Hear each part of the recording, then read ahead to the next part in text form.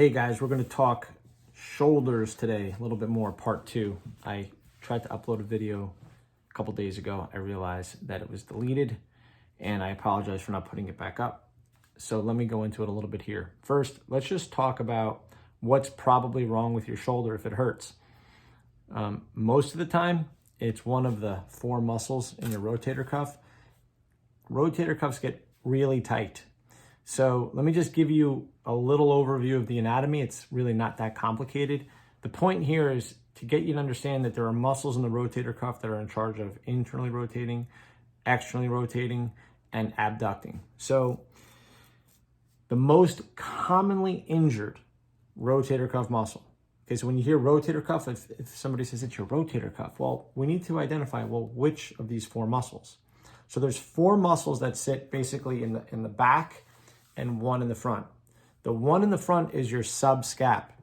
The other four are going to be your supraspinatus, infraspinatus, and teres minor and major. Now, it's the supraspinatus, which is on the top, that is the most commonly injured. And it's going to go from, so here's the head of your humerus. It's going to kind of go through like a little tunnel. It looks like a little tunnel that goes through, over, and up onto the top of your scapula.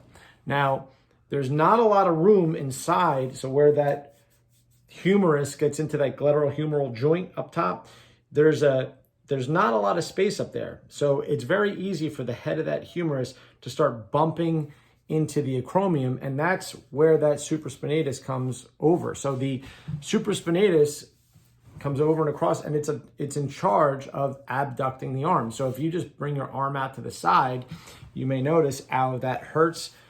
That, again, just percentage-wise, is most likely, if your shoulder hurts, the most common thing, okay? Then you also have, your internal rotation. So your internal rotator, that's gonna be subscap. So subscap sits in the front, and I'll talk a little bit about how we can kind of get to these things and do something about it. And then your external rotators, the teres minor is slightly in charge of externally rotating, but it's going to be your infraspinatus that is largely in charge of externally rotating the capsule. Okay, so now that we have a little bit of an appreciation of what's happening here, understand that your shoulder is meant to be very mobile. It's meant to move around.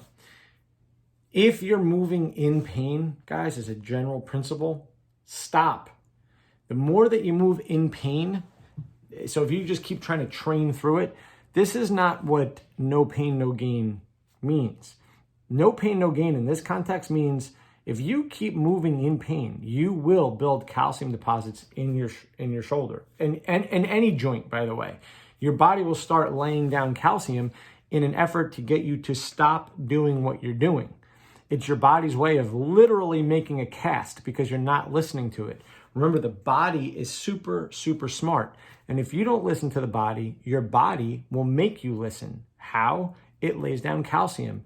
And in the context of all the things that we're talking about nutritionally, it does things to you all the time because you're not listening. It does things like gives you diarrhea, makes you inflamed. It makes you feel uncomfortable. It makes you feel some type of pain. These are all signals to say, hey, pay attention to me. It's your body's telling you something is not right.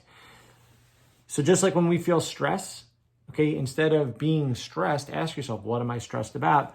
It's your body's way of saying and your brain's way of saying, what do I need to do? I'm not saying it's always easy. What I am saying, it's a signal. Similarly, pain is a signal. It's saying, can you please pay attention to me? That does not mean ignore it and keep moving in pain. Let me go on a slight tangent here. So I hear that there's a middle school that's doing some type of run, 3-mile run or something like this for everybody. Guys, I just want to be clear here, all right? Again, I ran at a very high level in middle school and high school. Okay, I won the Monmouth County Invitational in 8th grade, and I was one of the best runners in the state of New Jersey as a freshman and a sophomore. Okay, scroll down, look at my credentials on that. I am extremely knowledgeable on running, okay? And I'm extremely knowledgeable as a trainer. Guess what I can tell you? Average people shouldn't be running. They should be walking. They should be walking, and they should be walking with a normal gait. Once, and even if you're somebody who can jog, that's great, okay? But if you want to really maximize fat burning, so meaning if you can run without pain, which I assure you is a small percentage of the population, if we're being honest, between shin splints, ankles, knees, I want you to think about, what does the average posture of a person look like when they run, meaning jog? It's horrible. They're all hunched over, they're banging around. What does a sprinter look like? Bam! Perfect posture, perfect posture, perfect posture. What does a walker look like? Perfect posture. You'll never see me jogging. You'll see me walking all the time with my kids, almost every day. Okay, you'll see me walking that Henry Hudson Trail. You'll see me walking back where Camp Arrowhead used to be. You'll see me walking over, at different parks all over the place. I love to walk. I walk, and when I walk with a purpose. Walk nice and fast with a nice strong gait. All right, a natural arm swing. I'm not sitting there doing power walking, but I'm walking with a nice strong gait. That is what people should be doing. The reason why I say this is because if you're one of these people, and it's all the right intentions, right? The school wants to get people out and move around, okay? What I am saying is that if you get out and walk around and have this mentality of no pain, no gain, my ankle hurts, no pain, no gain. Wrong. Pain, and you have a lot to lose, okay? You have a lot to lose because if you're ignoring the pain in your ankle, you're going to start to feel your ankle, and then you're going to start to limp. And then you know what happens? Your opposite hip starts to hurt because you're compensating with your hip. And then you know what happens? On the opposite side from that hip, go up into your quadratus lumborum on the opposite side. That side of your low back starts to hurt. And then you know what happens from there? From that opposite side of that lumbar, from that QL, you go to the opposite shoulder, and that starts to hurt. It's a whole chain of diagonals because your body is a chain of diagonals that goes up in a very, very predictable, methodical, fascial pattern. And something that starts down in the feet, remember, it's where your feet meet the ground, okay? Where your feet meet the ground. That's where the work is being done. It's the tires. And most people have really weak feet, really, really, really tight ankles and feet in general because we lace them up so tight and we do all these things with our sneakers to our feet that are just abusive. Then we go try to run. Now, guys, what does that have anything to do with shoulders? That's a good question. I don't know, it's one of my tangents, but I'll make it work. The point is that if we ignore pain, we're going to get all kinds of signals from the body, including calcium deposits. Now, and by the way, that's super common in feet. Now, what can we do about our shoulders? Again, it's a ball and socket joint. It's supposed to move around. So let me give you some basic stuff. Let me give you some real basic things. First of all, understand how the shoulder is supposed to move. Okay, put your arm out on like a 45-degree angle. Let me push you back a little bit. Open up your fingers and can you shrug your shoulder, bring it back, put it down, and push back out again? This is called the camshaft. Okay, lift your shoulder, bring it back, put it back down, come forward. So up, back, down, forward. Okay, so from the side, it's gonna look like this. Okay, from here, up, back, down, forward. Now just make it a circle. Can you actually feel that your scapula is moving in the back in a circle? Try to go forward. Or are you just kind of doing some weird things? Meaning that I want you to think about your scapula is your shoulder. Your scapula is your shoulder. So how it moves is indicative of what everything else is going to do. So these rotator cuff muscles, which get very, very tight, first ask yourself, can I move my scapula correctly? So get into good posture and go ahead and make sure that that's working. Now you could just, same thing, stay out of like a 45-degree angle and just making a figure 8. How does that feel? Does that feel okay? Go out to the side, make a figure 8. Does that feel okay? Now you may say, ooh, that hurts. Real simple, make it lower.